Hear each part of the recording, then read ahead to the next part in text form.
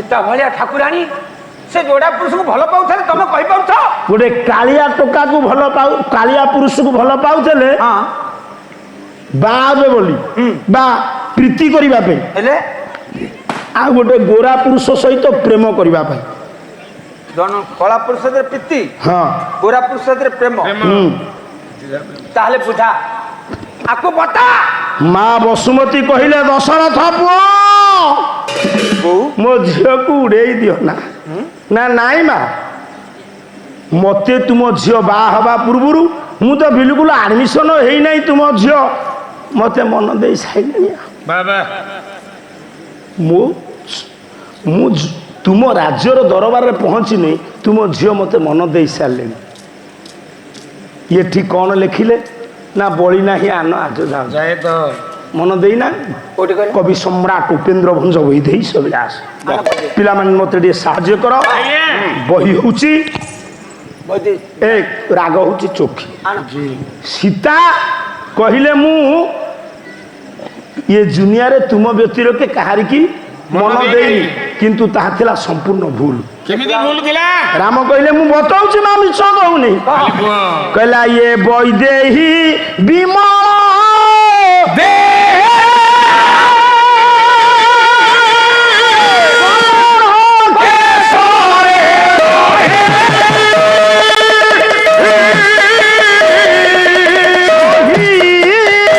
सहित धिले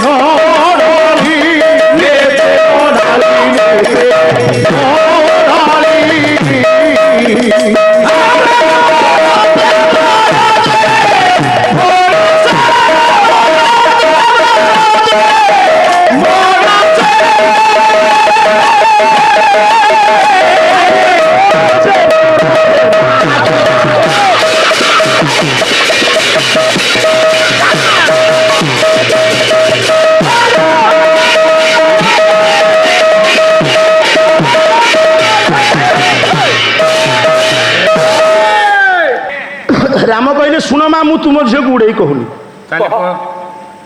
जो दिन धनु महोत्सव देखा द्वितीय ब्रह्मा विश्वामित्र आगे पछे पछे मो पछे पछे मो भाई लक्ष्मण आमे मिथिला राजदान रे जाऊँ सही सहित थिले मंडी अटाड़ी आमे जहाँ कहवा सारे साहित्य रू कहवा ना मनु किछ कहब सखी मानक मेल तुम कन्या तीतल प्रसाद उपरे थिले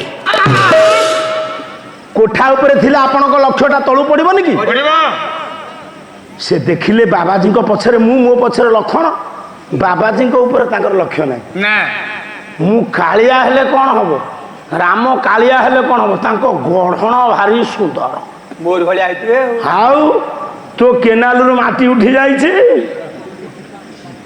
राम देखा भारी सुंदर इंद्रिय संजमी बाबाजी माने तांको देखिबा बुला हेले थिले आ बेल नाही पद बोलिबा राम को देखिक सीता मन में लालसा आसला से कोठा पर थी कहले ये मोर बर हूँ कि बाबा या पछरे जेहेतु सान भाई गोरा ये मोर दियर हूँ कि बर देवर जे मनासे बर देवर होगा मानसे गोटे झील जो गोटे पुओ को मन देदेला सरीगला ना नहीं तुम्हें मते सेदिन कोठा ऊपर मन जाई ये मधु सजिया रजनी रे कहूच बड़ी नाही आने आ जो जाए तो बड़ी नहीं आने बड़ाई बिजन कहीं मिथ्या लिखिल ଆପଣ କୁହନ୍ତୁ ଆଜ୍ଞା ସୀତାଙ୍କର ଯୋଉ କେତକୀ ପାଖର ଲେଖାଟା ଠିକ ନା ଭୁଲ? ସାର୍ ତୁମେ କହିଲନି ସେଦିନ ମୁଁ ମନ ଦେଇଛି, ବାବା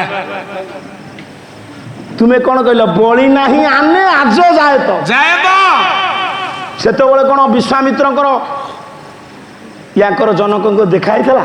ନା ଇଏ ଭାଙ୍ଗିବେ କି ନ ଭାଙ୍ଗିବେ ଠିକ ଥିଲା? ନା ତୁମ ବାପା ସର୍ତ୍ତ ରଖିଛନ୍ତି ଯିଏ ଭାଙ୍ଗିବ ସେଇ କନ୍ୟାକୁ ବିବାହ ହବ। ତୁମ ବାପାଙ୍କ ସର୍ତ୍ତ ଭୁଲି କାହିଁ ତୁମେ ମନ ଦେଲ?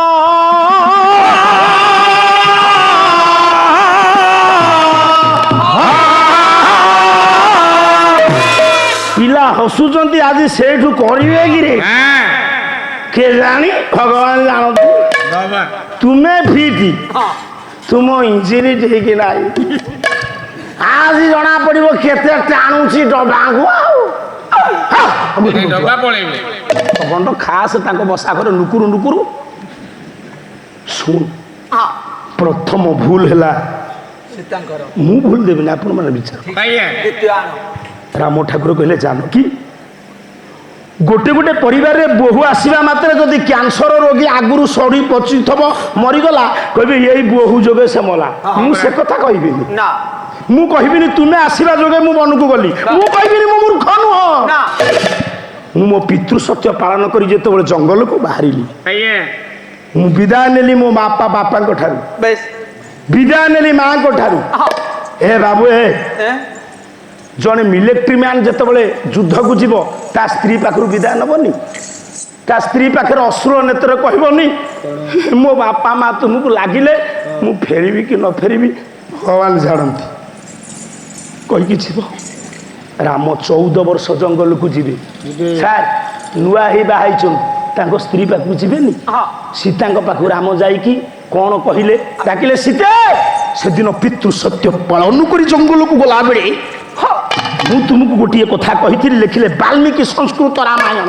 ଆଜ୍ଞା କହିଲା ଉଦୈବ ଯାସ୍ୟାମି ବନଂ ତୁ ଶଶ୍ରୁ ସମୀପ ସା ଶୁଶ୍ରୂଷା କୁରୁ ମେ ମାତୁ ମିଥ୍ୟାବାଦୀ ନଙ୍ଗ ବୟ।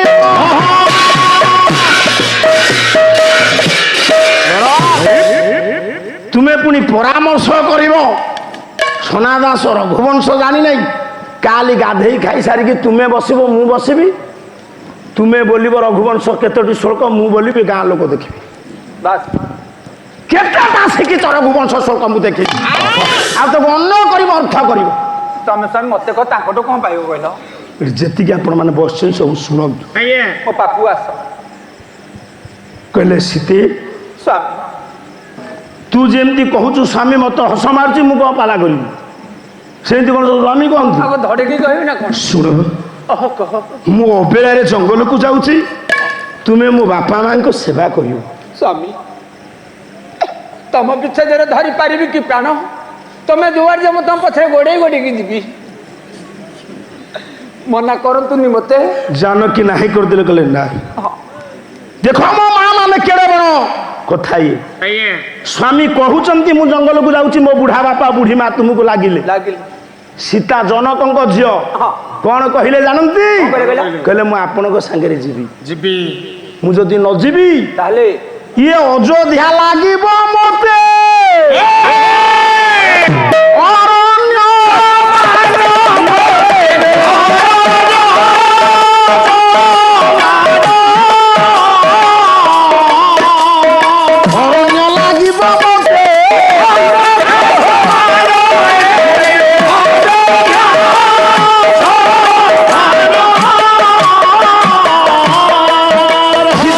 କହିଲେ ମୁଁ ଯଦି ଅଯୋଧ୍ୟାରେ ରୁହେ, ଅଯୋଧ୍ୟା ମତେ ଜଙ୍ଗଲ ପରି ଲାଗିବ। ଆଜ୍ଞା ଆପଣଙ୍କ ସାଙ୍ଗରେ ଜଙ୍ଗଲକୁ ଗଲେ ଜଙ୍ଗଲ ମତେ ଅଯୋଧ୍ୟା ପରି ଲାଗିବ। ବାସ୍ ଟିକେ ମୋ ଜ୍ଞାନୀ ମାନେ ପଣ୍ଡିତ ମାନେ ବିଚାର କରନ୍ତୁ। ଆଜ୍ଞା ରାମ କହୁଛନ୍ତି ବାପା ମାଙ୍କ ସେବା କରିବାକୁ ସୀତା କହିଲେ ମୁଁ ମୂର୍ଚ୍ଛିକିରି ତୁମକୁ ରହିପାରିବିନି। ପାରିବିନି। ଏଇଟା କେତେ ଦୂର ଗୋଟେ ଯୋଗ୍ୟା ବୋହୂ ପାଖେ ଠିକ ଭୁଲ?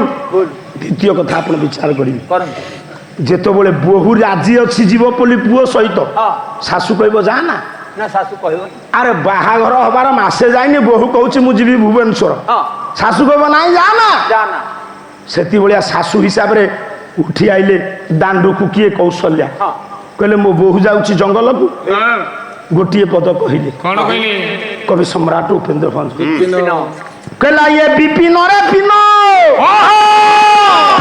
ବାପା ସେ କଣ ସେ ବୋଲା ଯେ ତୁମେ ଧଗିରି ପାଳି ଧରି ପକେଇବ ଡେରି ହଉ ତମକୁ ଲାଗେ ନା ସେ ଅଲଗା ସେଠି ଦେଖି କହିଲା ବିପିନ ରେ ପିନ ପୁରତା ପୂର୍ବ ଦ୍ରବ୍ୟ ଦେଖି ନ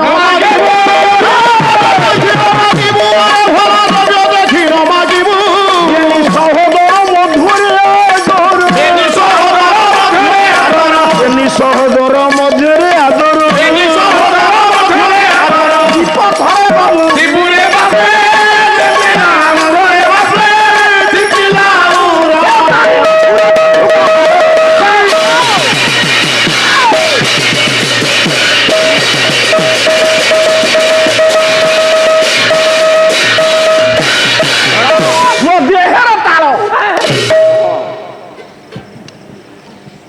ତାଙ୍କୁ କାହିଁ କହୁଛି ସନ୍ତୋଷ ସାହିବି ମୁଁ ତାଙ୍କୁ କହୁନି ୟାକୁ କହୁଛି ହଁ ମତେ ସେ ବଢିଆ ଲୋକ ହଁ ହେ ମୋର ଜ୍ଞାନେନ୍ଦ୍ର ପୁଙ୍ଗ ଆଜ୍ଞା କହୁଥିଲା କହିଲେ ବୁଢା ପାଳି ଧରି ଧରି ଶିର ଟାଣି ହେଲାଣି ତଥାପି ଛାଡ଼। ହଁ। ଆମ ବୁଢା 65ରେ କେମିତି କୋତ କାଲିଲା ହଁ ମୁଁ କହିଛି ଇଚ୍ଛା ହେଲେ ଧରିବୁ ନହେଲେ ଧରିବୁନି ହଁ ମୋ ବୋହୂ ଆଜି ଯାଉଛି ଜଙ୍ଗଲକୁ ବୁଢୀ କହିଲା ଲୋ ପିନ ଉରଜା ପୃଥିବୀ ଝିଅ ଆଲୋ ମା ଜଙ୍ଗଲ ଜାଗାରେ ମୋ ପିଲାମାନଙ୍କ ମଝିରେ ଯିବୁ ଯିବୁ ଅପୂର୍ବ ଦ୍ରବ୍ୟ ମାଗିବୁ ମାଗିଲେ ଦେଇପାରିବେନି ଓହୋ ଠିକ ସାର୍ ହଁ ସୀତା କହିଲେ କି ନାଇଁ ଶାଶୁ ମା ମୁଁ ମଝିରେ ମଝିରେ ମାଗିବି ନା କହିନା କହିଲେ ନା ମୌନ ରହିଲେ ଆମ ଖୁସି ହେଲେ କହିଲେ ମାନିବା ପଡ଼ିବ ଜନକଙ୍କ ଝିଅ ଆଉ କିନ୍ତୁ ଜାନକୀ ମୋ ମାର କଥାରେ ମୌନ ରହିଲା ପରେ তো প্রিকন হলো হর্ষোৎফুল্ল বদନରେ ତୁମକୁ ସାଙ୍ଗରେ ନେଇ କଣ୍ଟକୀର୍ଣ୍ଣ ସାନ୍ଦ୍ର ଜଙ୍ଗଲକୁ ଯାତ୍ରା କଲା ବେଳେ ଡାଇଲଗ ଡେଲିଭରି କେମିତି ହଉ ତକୁରେ ବି ତମକୁ କଲି କୁହ କୁହ ତୋର ବି ସେ ଆକ୍ଟିଂ ହେଇଗଲାଣି ତୁ ଅର୍ଦ୍ଧ ବିପ୍ରତକୁ ପାଇଲୁଣି ତୁ ଆଉ ବର୍ଷେ ପରେ ଗାୟକ ବି ହେଇଯିବୁ ଜଣା ପଡୁଛି ତାକୁ ଦେଖିଲେ ତାର ହେଇଯାଉଛି ସେଇ ସମୟରେ ତୁମେ ଯେମିତି ଜଙ୍ଗଲକୁ ଗଲ କଣ କଲ କଣ ଯୋଉ ଜାନକୀ ଶାଶୁଙ୍କ କଥାରେ ମୌନ ରହିଲେ ସମ୍ମତି ପ୍ରଦାନ କଲେ ମୋ ପିଲାମାନଙ୍କୁ ଅପୂର୍ବ ଦ୍ରବ୍ୟ ମାଗିବୁନି ମାଗିବୁନି ଯେମିତି ଜଙ୍ଗଲକୁ ଗଲ କଣ କଲ କଣ କଲେ କହିଲ କବି ସମ୍ରାଟ ଉପେନ୍ଦ୍ର ଭଞ୍ଜ କହନ୍ତୁ କହିଲେ ହେ ବାପା କଣ କହିଲେ କହିଲେ ବନ୍ଧନେ କବରୀ କରନ୍ତି ଚଉରୀ ଏ ଚାରୁ ଚାମର ଏବେ ଚାରୁ ଚାମର ଆମେ ଧରି ରାଘବ ଯାରେ କେତେ ମାତର କେତେ ମାତର ତାକୁ ଦୁଲୁ ଦୁଲୁ ତାକୁ ଦୁଲୁ ଦୁଲୁ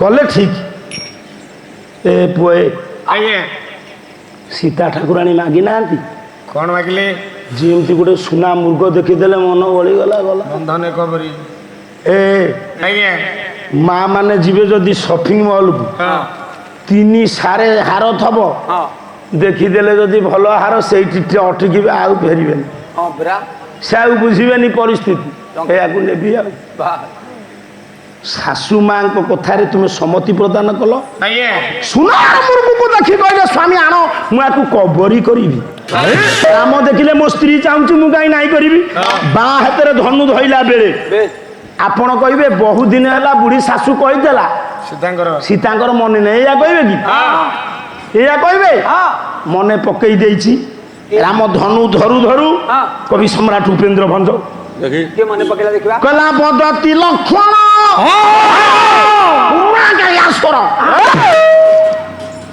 ସମ୍ପୂର୍ଣ୍ଣ ପଡିଛି ସନାଦାସ ଗାଇଛି ଆଜ୍ଞା ବଦତି ଲକ୍ଷଣ କପଟିଏ ମାରିଛ ନିଶ୍ଚୟ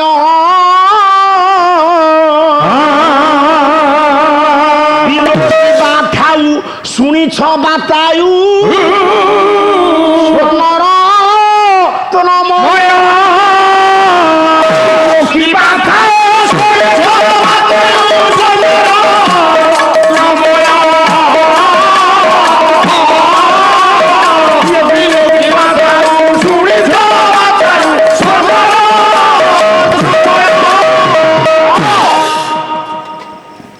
ଗୋଟେ ଆକ୍ଟିଂ ଦରକାର ଗାୟକ ଆଉ তোমার কিছু নাই ये खाली गायक मिलूना बोली तुम सागे आउट गाँकर इच्छा ना जी आपण मैंने बस देख मुख केमती हो जाऊँ कहले बापा सुराई हाँ सुराई हाँ से सुर भाई तो कुंडे की जा शोबू गर्भ सागर ये छुपा लग तू गोटे पालिया सब बसा घर नुकुर नुकुर मो भणजा भणजा कौन जाइछु निज भणजा 3टा जाक भणी की तो काटिदेलु नहीं एमती मुह कर बस गोटे मुठा मारिया भी चाहते लक्षण कौन कहले लक्षण कहले आज्ञा पद्धति लक्षण पद्धति लक्षण लक्षण कहले भाई कौन होचे मारिबा को जीबी ये कपटियान मारिच परिष्कार करदेले देखिबा दूर रे थाउ शून्यवाणी रे सुनिचंती ना लक्षण एक कथा कहू कहू सीता तो माडी बसी धरधांते राम से गला परे कौन डाकुच आउ थाए ना। से बड़ा क्षत्रिय पछ घुंचा नाही वीर रोजात के से केबे नम तो हिट जाउती ना वीर पछ घुंचा दब ना तुमको तुम दियर मने पकई देला पर भी सुधा तुम्हें नीरव रहिल रहिला शाशु कथा रखिल मागिल सुना मूर्ख आपण मानक आम कार्यक्रमटी केमती लगे आशा करुँच निश्चिंत भाव भल लगे आहरी नुआ नुआ कार्यक्रम देखा आपण मैंने आम चैनल लाइक और शेयर कर आज्ञा हाँ सब्सक्राइब करने भूलिए नहीं। रोची नमस्कार।